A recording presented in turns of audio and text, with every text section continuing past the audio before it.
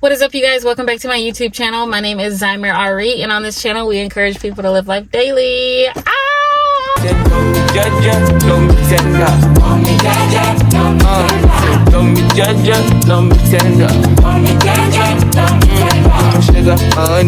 Today, as you can tell by the title, we are talking about triggers.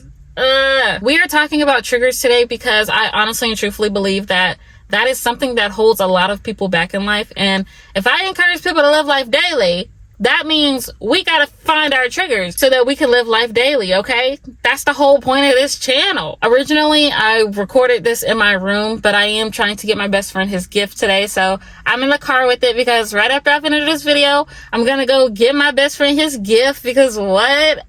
A trigger is basically something that reminds you of a past traumatic experience, whether that be in a relationship or in an environment, in a job space. So I wrote down some notes to the best of my abilities to try to help you guys find your triggers and to surrender them to the Lord, okay? Let me give you a quick story time about a trigger that I once had and that I'm still kind of working through. I have friends that I would hang around, but they didn't know me. They didn't hear me. And my first relationship, he disregarded my feelings. That just showed how insecure I was as a young girl because I just clinged on to anybody that I saw. I didn't care that they were not good for me. I didn't care that, they were toxic. That goes back to me not being hurt from my father. Although the Lord has healed me from this and I've forgiven my father for this, something that really lingered into my 20s, because I'm 24 now, I carried him not being there for me into my adult life. I carried the way that he treated me and the way that he treated my mother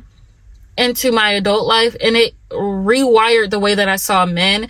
It rewired the way that I saw myself, and it rewired the way that I saw God. I don't wish no harm on people who are angry, who are upset at the world, because I too was once that person, because I felt like I didn't have any guidance on what a real man was. You know what I'm saying? I didn't have any guidance on how a man was supposed to truly love me. Me having to see my mom in a male dominated role, picking up the pieces where my father left them, was so different. Like it made me look at women like we were born to do that. You know what I'm saying? Like we were born to play the male role. Basically, that's what I was thinking. Like, a man can't care about your feelings the way that a woman can care about your feelings. Also, essentially, that also pulled me into liking girls because I felt like it was going to be a woman that could hear my feelings out. I thought that it was going to be a woman that I was going to marry because I was so fearful of how men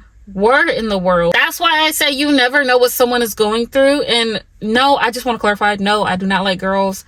That was a long, long time ago. I don't judge. I'm not judging. I just want to clear that up because we're talking about it, okay? Like, I'm just saying this to say my trigger rewired the way that I thought about life, the way that I viewed it, the way that I viewed the Lord. And when I didn't know my triggers, it lingered into my adult life. And when I wanted to truly give my life to the Lord, when I wanted to get resaved, because I think I was saved when I was a kid, but I wanted to get resaved and I wanted to get baptized and all this, that, and the third. That moment in time was the lowest point of my life because I felt like I was fighting demons, okay? And I most likely was, because they did not want to let me go, okay? It stems back from the way that the man that I thought was supposed to love me first mishandled that love. And then it clicked. The Lord was basically telling me along my journey, he's not the first man to love you, Zymer. The Lord basically said, Zymer, he's not the first man to love you. He's not the first man to show you what true love is. It was me. It was Jesus Christ that showed me love first. Before I was formed in my mother's womb, he showed me what true love was, dying on the cross for my sins when I wasn't even born yet, when I wasn't even a thought yet.